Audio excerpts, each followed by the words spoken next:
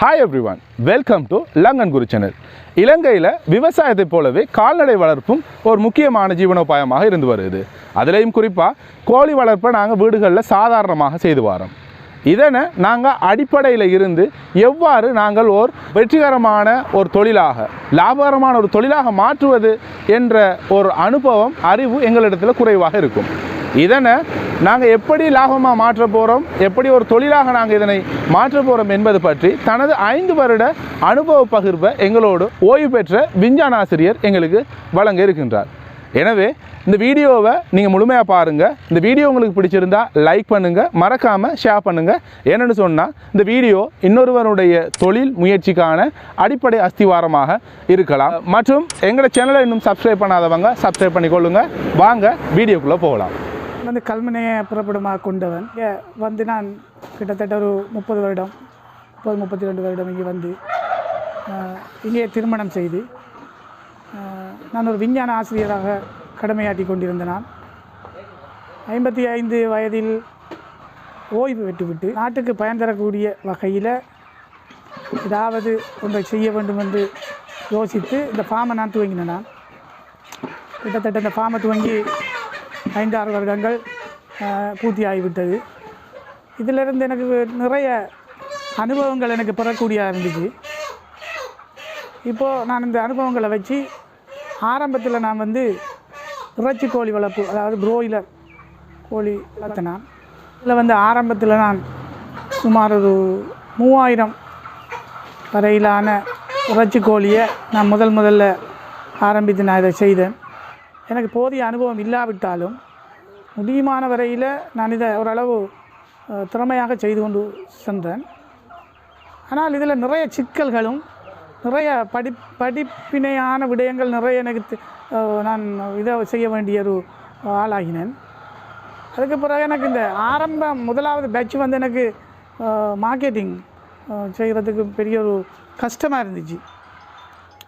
அதுக்கு பிறகு 2வது 3வது தடவைகளில் ஓரளவு அது எனக்கு ஒரு கணிசமான அளவு இல்லாவிட்டாலும் ஒரு குறிப்பிட்ட அளவில் வெற்றி ஒன்று எனக்கு கிடைச்சிச்சு. இதில் நிறைய இதில் விடயங்களை நான் அறிஞ்சு கொண்டேன். இந்த வகையில் நான் பெற்ற அனுபவங்களை உங்களோடு பகிர்ந்து கொள்வதில் மிகவும் சந்தோஷப்படுகிறேன். நான் இந்த கோழி வளர்ப்பை செய்பவர்கள் இதை ஒரு நேர்த்தியாகவும் திறமையாகவும் செய்தில் லாபம் ஈட்டணுமென்றது தான் எங்களோட நோக்கம். அது நான் ஸ்டெப் அதை சொல்லி கொண்டு போகிறேன்.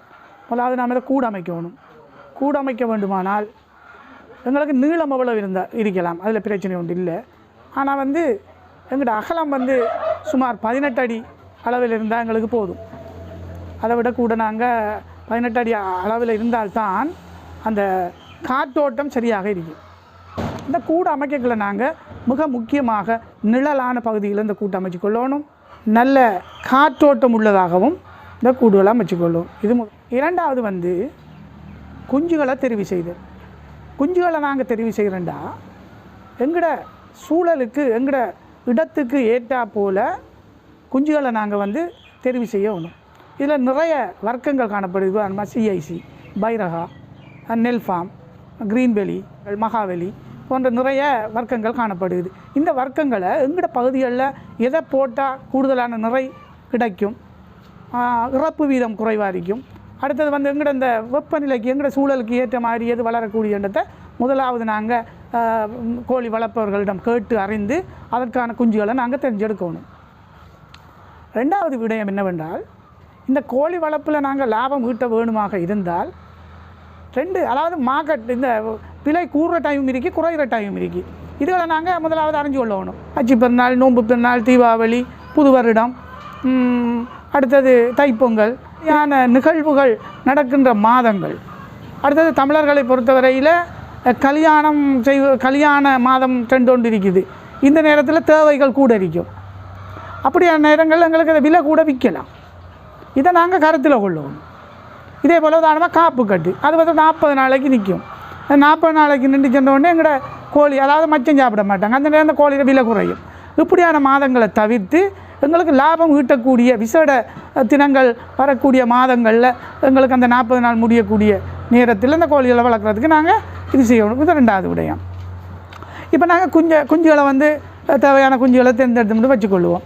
அடுத்தது 3வது விடயம் என்ன ப்ரூடிங், அதாவது குஞ்சு வந்து குஞ்சை வளர்க்குற பிடி. இது வந்து ஒரு சொல்லுவாங்க, அதாவது வந்து ஒரு 5 அடி விட்டமுள்ள 1.5 அடி உயரமுள்ள ஒரு தகரத்தாலான வட்டத்துக்குள்ளே ஒரு 100 குஞ்சை போட்டு அதுக்கு 100 வோல்டேஜ் பல்ப் 2 உள்ளுக்கு போட்டு அது வெளிச்சம் அதுக்கு ஹீட் கிடைக்கிற மாதிரி கீழே நாங்கள் பேப்பரை விரித்து அந்த பேப்பருக்கு மேலே தான் நாங்கள் தீனை போடணும். போட்டு சின்ன பாத்திரங்களில் நீரை வச்சு ஒரு நாளைக்கு ஒரு முறை அல்லது இருமுறை அந்த பேப்பரை மாற்றி ஒரு 7 நாட்களுக்குள் நாங்கள் அந்த குஞ்சை வளர்த்தெடுக்கணும். இதுக்குள்ளே அதுக்கு பிறகு 7வது நாள் இந்த குஞ்சை வந்து கூட்டுக்குள்ளே நாங்கள் மாற்றுவோம். அதாவது உமியை நாங்கள் போட்டு ஒரு 6 இன்ச்சு கனமாக உமியை போட்டு அதுக்குள்ளே ஒரு சிறிய இடத்துல அந்த குஞ்சை நாங்கள், அதாவது சிறிய இடம்ண்டா ஒரு 10 தர 10 அந்த இதுக்குள்ளே வந்து நாங்கள் அதை அதுக்குள்ளே அந்த குஞ்சை நாங்கள் போட்டு அது அந்த தண்ணி சிறிய பாத்திரங்கள் சாப்பாடு வைக்கிற சிறிய இனங்களில் வச்சு நாங்கள் இதை நாங்கள் வளர்க்க ஆரம்பிக்கலாம். அடுத்தது வந்து நாங்கள் அந்த குஞ்சை எடுத்து வந்தோடனே குளுக்கோஸ் கொடுக்கணும். என்னதுக்குன்னா அந்த சக்தி, ஏன்னா ஒரு நாள் கழித்து தான் வந்திருப்பாங்க, அதுக்கு அவங்களுக்கு சக்தி டக்குன்னு கொஞ்சம் ஓடி திரியணுன்றா குளுக்கோஸ் கொடுப்போம். குளுக்கோஸை கொடுத்ததுக்கு பிறகு 3வது நாள் 3 நாளைக்கு நம்ம என்டோக்கியார்ன்ற ஒரு ஆன்டிபயோட்டிக் அதை கொடுப்போம். அது ஒரு நோய் எதிர்ப்பு ஏற்படுத்தக்கூடிய ஒரு மருந்து. அதுக்கு பிறகு 7வது நாள் செல்விட்டுன்ற, அதாவது கோழியிட கால்கள் வந்து கொஞ்சம் பலமடைகிறதுக்கு கோழி குஞ்சுகளில் அந்த செல்விட்டையும் நாங்கள் கொடுப்போம். இதை கொடுத்துட்டு 1வது நாங்கள் தீன் வந்து 2 வகையான தீன், ஒன்று பூஸ்டர் 2, அடுத்தது ஸ்டார்டர். இந்த பூஸ்டர்ன்றது கொஞ்சம் சக்தி கூடின தீன்.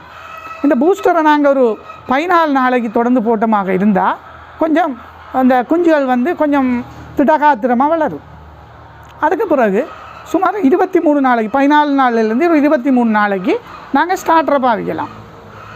ஸ்டார்டரை பாவிச்சு போட்டு அதுக்கு பிறகு நாங்கள் ஃபினிஷர், அதாவது இறைச்சி தீன், இந்த ஃபினிஷரை நாங்கள் கொடுக்குறதால சுமார் 38-40 நாளையில் சராசரி 2.2 200 எங்களுக்கு சராசரி நிறம் பெறணும். சில நேரம் கூடையும் பெறலாம், அது எங்களோட சாமர்த்தியம். இந்த மாதிரி இந்த கோழியை நாங்கள், அதாவது தினமும் வந்து நாங்கள் என்ன செய்வோம், இந்த இந்த உமியை வந்து அடிக்கடி கிண்டி விடுவோம். இப்போ இந்த நீர் பாத்திரங்களில் சில நேரத்தில் நீர் சிந்தும், கோழி நடந்து போகக்குள்ள நீர் சிந்தும், அந்த இடத்த உடனே நாங்கள் துப்புரவு செஞ்சுடுவோம், புதிய உமியை போட்டுருவோம். அப்போ தான் அது வந்து இந்த நோய் இல்லாமல் அது இருக்கும். இப்படியெல்லாம் செய்து வரக்கிழங்கிட கோழி ஒழுங்காக வளரும். அதுக்கு பிறகு நாங்கள் விற்கிறதுக்கு வலிக்கிறோம். இந்த நேரத்திலையும் எடுத்தா போல் நாங்கள் அதை செய்யாமல் சந்தையில் இருக்கிற பெறுமதியை பார்த்து அதுக்கு ஏற்றா போல் நாங்கள் அதை விற்கலாம். விற்றுட்டு நாங்கள் உடனே கோழி போட வலிக்கிட போட அதுக்கு பிறகு நாங்கள் என்ன செய்யணும், ஒரு 10 நாள் அந்த கூட்டை துப்புரவு செய்து அதுக்குரிய துப்புரவாக்கிகளை போட்டு அந்த அந்த நோய் கிருமிகளை எல்லாம் அழிச்சதுக்கு பிறகு நல்லா காய விட்டு கீழுக்கு நல்லா வெள்ளை சுண்ணாம்பு அடித்து அதுக்கு பிறகு நாங்கள் அந்த குஞ்சுகளை அதில் போட்டு நாங்கள் வளர்க்குறதுக்கு ஆரம்பிக்கலாம். இப்போ குஞ்சு வளர்ப்பு எப்படி வளர்க்குறன்ற விஷயம் அதிகமாக எல்லாருக்கும் தெரியும். ஆனால் அந்த முக்கியமாக சில பாயிண்ட்ஸ்களை நான் இதை உங்களுக்கு சொன்னேன். இதில் வந்து நாங்கள் இந்த வெற்றி எங்களுக்கு கிடைக்கணுமெண்டா விசேடமான நாட்கள் எப்போ இதை நாங்கள் போடணும், எந்த நேரம் எங்களுக்கு இந்த விலை உயரும், எந்த நேரம் விலை குறையும் என்ற விஷயத்தை நாங்கள் அறிஞ்சால் மட்டும்தான் இதை நாங்கள் இதில் இறங்கணும். சும்மா எடுத்து எங்கள் விட்டேன்ட்டு இந்த விஷயத்தில் இறங்க போகலாம். இறங்கினா எங்களுக்கு நிச்சயமாக ஃபெயில் வரும். இது இந்த அனுபவத்தில் வந்த விடயம். இறைச்சி கோழிக்கு இருக்க பிரச்சனை முட்டை கோழிக்கு இல்லை. ஏன்னா சில நேரம் வெப்ப காலங்களில் இறைச்சி கோழியை பொறுத்தளவில் அதுக்கு கடுமையான குளிரும் சரி வராது, கடுமையான வெப்பமும் சரி வராது. ஏன்னா இறக்க நேரிடும். கோழி வந்து ஒரு நாளைக்கு வந்து இறுதி நேரத்தில் 30 நாளைக்கு பிறகு 2 டைம், அதாவது வந்து கூடுதலாக வந்து பின்னேரம் 4 to 5 மணிக்குள்ளே, அடுத்தது விடிய காலையில் 3 மணிலேருந்து 6 மணிக்குள்ளே, இதுக்குள்ளே அந்த இறப்பு நடக்குது அந்த கோழிக்கு. இந்த நேரத்தில் நாங்கள் கொஞ்சம் கண்ணுங்கிறது மாதிரி இருக்கணும். சில நேரங்களில் கோழிக்கு ஹார்ட் அட்டாக் வரும். கோழிக்கு ஹார்ட் அட்டாக் வந்தோடனே மேலே கிளம்பிட்டு காலை ஆட்டி கொண்டு இருக்கும். அந்த நேரத்தில் நாங்கள் அந்த கோழியை வந்து இறைச்சிக்கு படாண்டு பிடிச்சி கொண்டு வந்து போட்டு இறைச்சிக்கு பயன்படுத்திடலாம். அதால் வந்து எந்த நேரமும் கூட கண்காணிப்புக்குள்ளே இருக்கணும். அது ஒரு விடயம். 2வது வந்து சில நேரங்களில் ஈரமை ஏற்பட்டுச்சுன்னா கூட உமியில் அமோனியா வாயு வெளியாகும். இந்த அமோனியா வாயு வெளியாகிட்டுண்டா கோழிகளுக்கு சளித்தொல்லை ஏற்படும். கோழிக்கு சளித்தொல்லை ஏற்பட்டுச்சுன்னா கோழிகள் வந்து சாப்பிடாது, தண்ணி குடிக்காது. அதால் வந்து நிறையில் வந்து வீழ்ச்சி ஏற்படும். அதை இந்த விஷயத்தை நீங்கள் கருத்தில் கொள்ளணும். அடுத்தது வந்து இயன்றளவு நிழலான இடத்துல இந்த கூடு அமைச்சு கொள்ளணும். அதுதான் வெரி வெரி முக்கியம், இம்பார்ட்டன்ட். இல்லாட்டி அது அது அது அது எப்படியும் சாத்தியப்படாது. அடுத்து வந்து புழுதி, அது ஒன்றுமே இதுக்கு சரி வரும். அதால் வந்து இதை வந்து மிகவும் ஒரு இதாக நாங்கள் செய்யணும். இது வந்து அந்த சுருக்கமான சில இதில் உள்ள சூட்சுமங்களை நான் சொல்லி தந்திருக்கேன். அடுத்தது வந்து இந்த 35வது நாள்லேருந்து அந்த ஒரு நிறைய கூட்டுறதுக்கு நாங்கள் அதாவது வந்து அமினோவிட்ன்ற ஒரு விட்டமினை கொடுப்போம். இந்த அமினோவிட்டை கொடுக்கத்தால் உடனே எங்கள் கோழிக்கு சளி வரும். அதை நாங்கள் இரவையில் அவதானிக்கணும். இரவு நேரத்தில் கோழிகள் வந்து அந்த ஒரு ஒரு கர்ன்ற ஒரு சத்தம் ஏற்படும். அந்த நேரத்தில் அந்த கோழியை மட்டும் பிடிச்சி தனிமைப்படுத்தி போட்டுருவணும். ஆனால் பாரிய அளவு செய்யல இதெல்லாம் நடக்குமா என்ற ஒரு பிரச்சனை வரும் தான். ஆனாலும் நாங்கள் பாரிய அளவு செய்யல அதுக்குரிய கூலி ஆட்கள்லாம் இருப்பாங்க. அவங்கள்ட்ட ஒவ்வொரு நாளும் இந்த கோழிகளை கண்காணித்தா இதில் நிச்சயமாக வந்து எங்களுக்கு வெற்றி கிடைக்கும். அடுத்தது வந்து தீனை பொறுத்தளவில் சில தீன்கள் இருக்குது. இப்போ நியூ ஹோப், பிரீமா, அடுத்தது வந்து சிஐசி, இப்படியான தீன்கள், ப்ரோஃபிட் என்ற இப்படி வகையான தீன்கள் இருக்குது. இதுலேயும் வந்து இந்த தீனிலையும் வந்து புரோட்டீன் கூடுதலான கம்பெனிகள், சில கம்பெனிகளில் தீன் கொஞ்சம் புரோட்டீன் கூடுதலாக காணப்படும். அப்படியான தீன்களை நாங்கள் பாவிக்கலாம். இப்போ எங்களுக்கு பக்கத்தில் இருக்க ஆக்களுக்கு எங்களுக்கு டிஸ்டர்ப் ஆகி இந்த கூடு நாறுது, இதால் கொசு தொல்லையாக இருக்கி, இப்படியான பிரச்சனைகள் வரும். ஆனால் நான் அறிந்த வகையில் நியூ ஹோப்ன்ற கம்பெனியில் தீன் வந்து எனக்கு அந்த பிரச்சனை இல்லை, அந்த மனம் இல்லை, அந்த கொசு தொல்லை இல்லை. ஏன்னா நான் இதில் எனக்கு அனுபவம். நான் நேரத்தோட வேறொரு தீனை பாவிச்சு இதிலேருந்து நிறைய இலையான்கள் அந்த ஏரியா அந்த ஊர் முழுக்க இலையான்கள் வந்து பெரிய ஒரு தொல்லை ஒன்று ஏற்படுத்திச்சு. அதுக்கு பிறகு நான் இந்த நியூ ஹோப் தீனை பாவிச்சதால் எனக்கு அந்த பிரச்சனையில் நான் போயிட்டு. அடுத்தது வந்து முட்டைக்கோழி. இப்போ நான் அதுக்கு செஞ்சுட்டு இப்போ நான் முட்டைக்கோழி செஞ்சுட்ருக்கேன். இந்த முட்டைக்கோழியும் இதே மாதிரி தான். ஆரம்பத்தில் நாங்கள் இதே போல் குஞ்சுகள் எடுத்து இந்த குஞ்சுகளையும் வந்து ப்ரூடிங், அதாவது குஞ்சு வளர்ப்பு, குஞ்சை பாதுகாத்து அதுக்கப்புறம் நாங்கள் வெளியே விட்டு நாங்கள் அந்த கூட்டில் விட்டு வளர்க்கலாம். இது வந்து சாதாரணமாக வந்து ஒரு 50 அடி நீளமுள்ள கூட்டில் சுமார் ஒரு 850 கோழி எங்களுக்கு வளர்க்குது.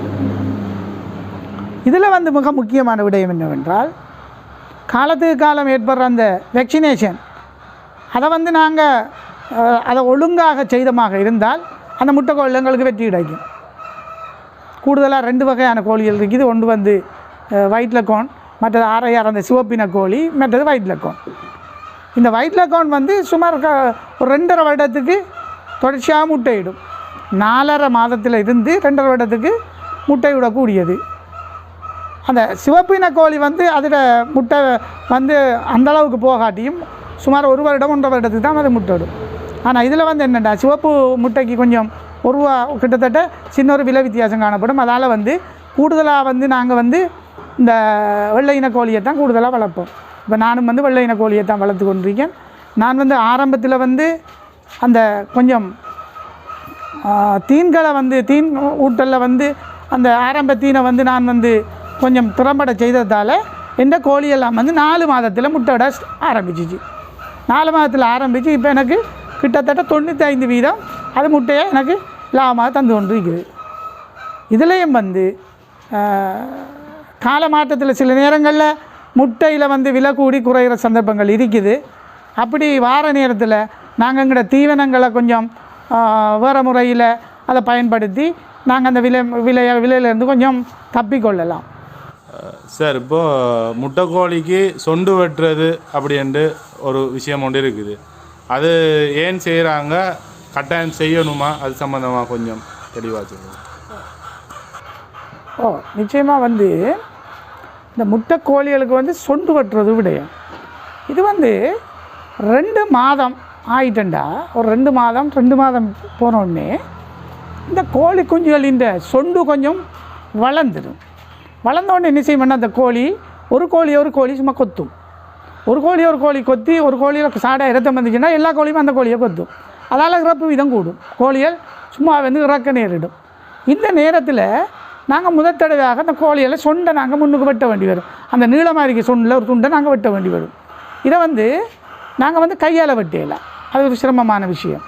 அதுக்கு சில உபகரணங்கள் இருக்குது, அதாவது எலக்ட்ரிக் உபகரணங்கள். இந்த மெஷினை கொண்டு நாங்கள் ஒவ்வொரு கோழியாக பிடிச்சி அந்த முதல் தரம் சொண்டு வெட்டணும். இது முதலாவது தரம். 2வது அதில் வந்து அந்த மெஷினில் வந்து மூன்று இடங்கள் இருக்குது. சின்ன சொண்டு வெட்டுறதுக்கு கொஞ்சம் அதை விட பெருசு, அதை விட இன்னும் பெருசு. அது மூன்று டைப்பில் இருக்குது. அப்போ 2வது மாதம் வெட்டிட்டு நாங்கள் அதுக்கப்புறம் என்ன செய்வோம், ஒரு 3.5 மாதத்தில் அதுக்கப்புறம் கொஞ்சம் நீண்டு வளரும்.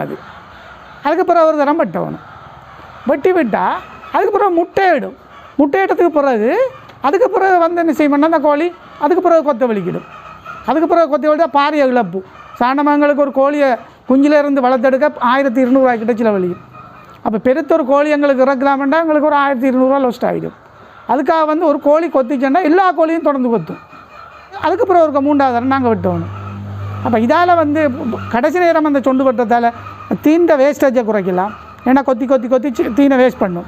சொண்டை மேலுக்கு வெட்டினா தீண்ட வேஸ்டேஜை குறைக்கலாம் உண்டு. அடுத்தது வந்து ஒரு கோழி கொத்துறதுலேருந்து பாதுகாக்கலாம்.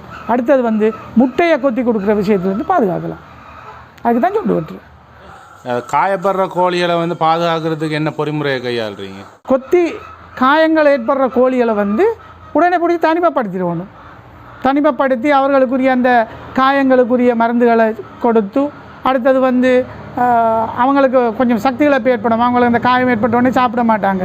அதுக்காக சில விட்டமின்களை கொடுத்து தனிமைப்படுத்தி அவங்களுக்கு சாப்பாடு கொடுத்து அவங்களுக்கு வேறு யாரும் ஒரு இடத்தை நாங்கள் அரேஞ்ச் பண்ணி அதுக்குள்ளே போட்டு அவங்கள செய்யலாம்.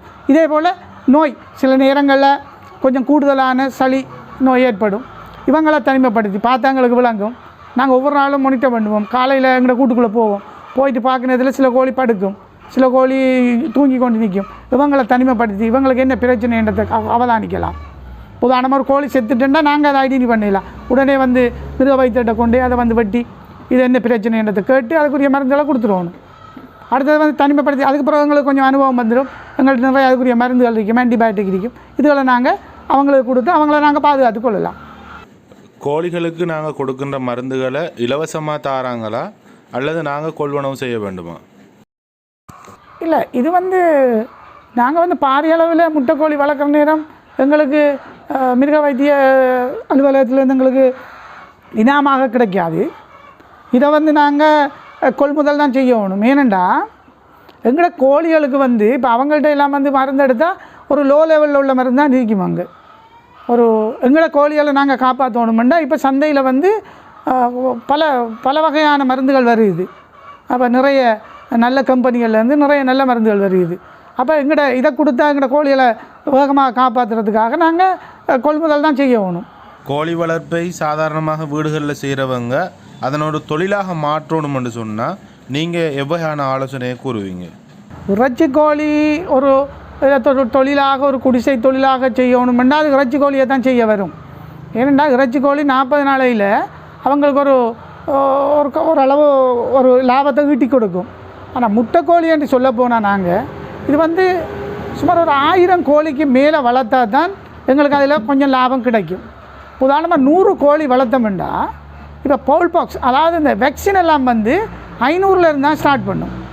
1-2 தான் வந்து 200லேருந்து ஸ்டார்ட் பண்ணும். மற்றெல்லாம் 500 டோஸ் 1000 அப்படி தான் பெறும். அப்போ அந்த டோஸ் அதை நாங்கள் விலையை கொடுத்து 2000 கொடுத்து வேண்டுவோம். சில நேரத்தில் ஒரு வேக்சினு பண்ணக்கில் அது எங்கள்கிட்ட 100 கோழி இருந்துச்சுன்னா அது எங்களுக்கு அதை பிரித்து அந்த கோழிகளுக்கு அந்த வேக்சினை வழங்குற பாட்டு கஷ்டம். அது ஒரு பிரச்சனை. அடுத்தது வந்து இப்போ உதாரணமாக எங்களுக்கு 100 கோழி வளர்த்து எங்களுக்கு கிடைக்க ஒரு 100 முட்டை 90 முட்டை கிடைக்குமான்னு பார்த்தா நாங்கள் எங்களுக்கு ஒரு நாளைக்கு அதில் சாதாரணமாக ஒரு கோழிக்கு வந்து 10 ரூபா 15 ரூபா முடியும். இப்போ தீன் ஒரு கோழிக்கு சாதாரணமாக 110 கிராம் கொடுக்க வேண்டி வரும். அது ஒரு 13 ரூபாய்க்கிட்ட முடியும். 13 ரூபாய்க்கிட்ட தீன் கொடுக்க வரும் ஒரு கோழிக்கு. 13 ரூபாய்க்கு தீன் கொடுத்தா தான் அது முட்டையிடும். அப்போ அந்த முட்டையை நாங்கள் விற்க போகிறோம். அவ்வளோவுக்கு ஆக கூட்டினார் 17 ரூபாய்க்கு விற்போம்னு சொல்லுங்கள். 17 ரூபாய்க்கு நாங்கள் 4 ரூபா காசு தான். ஒரு 100 கோழி வளர்த்தா அவருக்கு கிடைக்க போகிறது ஒரு 400 ரூபா அல்லாட்டி 300 ரூபா. அப்போ அந்த 300 ரூபா காசு வச்சு அவர் என்ன செய்கிறார்? 300 ரூபா காசு வச்சு அவருக்கு அது ஒரு லாபம் பாரத்துக்குரிய வாய்ப்பு குறைய. ஏன்னா மினக்கேடு உண்டு. அப்போ கொஞ்சம் அவர் கூட வளர்த்தாருண்டா ஒரு நாளைக்கு ஒரு 3000-4000 கிடைக்கிறாமண்டா அவருக்கு அது ஒரு முதலாளிக்கும்.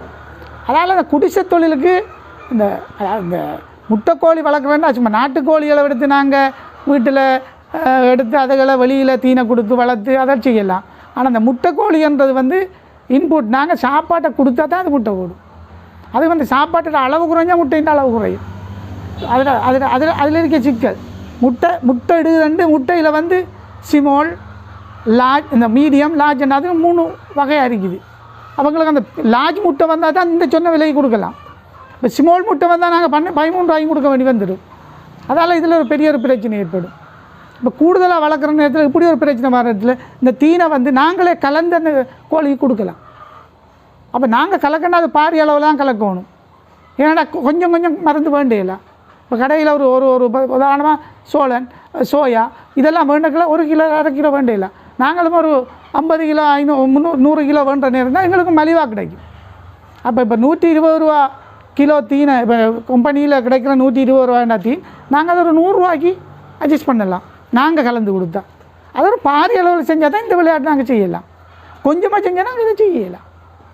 அதால் இந்த இந்த கொஞ்சமாக அந்த வளர்க்குறது சிரமம். இது அது வந்து நாட்டுக்கோழி, அது வந்து திறந்து வளர்க்குறதால அதால் இந்த பிரச்சனை எங்களுக்கு ஏற்படும். அது எங்களோட தீனை கொடுப்போம், எங்களோட கழிவுகளை கொடுப்போம். அப்போ அதிலிருந்து எங்களுக்கு குறைய முட்டை கிடைச்சாலும் அது எங்களுக்கு லாபமாக கிடைக்கும். இந்த கோழி குடிசை தொழிலுக்கு சரி வர. தண்ணி ஒரு நாளைக்கு எவ்வளவு மாதிரி கொடுக்கணும், ஏதாவது அதில் வரையறை இருக்குதா? இப்போ தண்ணி என்பது வந்து அது வந்து அந்த தண்ணி குறைய குறைய நாங்கள் தண்ணியை ஃபில் பண்ணிக்கிட்டே இருக்கணும். இவ்வளவு தான் தண்ணி கொடுக்கணுமெண்டு இல்லை. அதாவது நாங்கள் கொடுக்குற அந்த தண்ணி பாத்திரம் சுமார் நான் நினைக்கிறேன் ஒரு இறைச்சி கோழியண்டா எங்களுக்கு ஒரு ஒரு 25 கோழிக்கு நாங்கள் ஒரு நீர் பாத்திரம் வைக்கணும். ஒரு 9 லிட்டர் கொண்ட நீர் பாத்திரம்.